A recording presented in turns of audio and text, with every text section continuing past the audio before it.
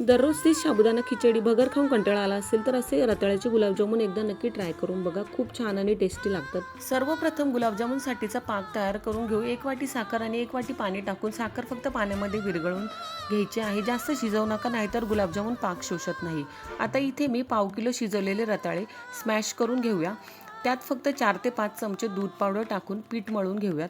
इथे दूध पावडरचं प्रमाण कमी जास्त होऊ शकतं. आता मस्त गोल गोल गुलाबजामुन बनवून घेऊयात. हे गुलाबजामुन बनवताना अजिबात यावर क्रॅक्स येत नाही आणि एकदम पटापट तयार होतात. आता आपण इथे गुलाबजामुन तळण्यासाठी उगम घी यांचं साजूक तूप वापरणार आहे. हे साजूक तूप शुद्ध दुधाच्या साईपासून तयार केलेलं आहे, जे प्रत्येक पदार्थाला देते खास सुवास, गोडवा आणि परंपरेची खरी चव. साजूक तुपामध्ये मीडियम गॅसवर हे गुलाबजामुन छान गोल्डन कलर येईपर्यंत तळून घेऊयात.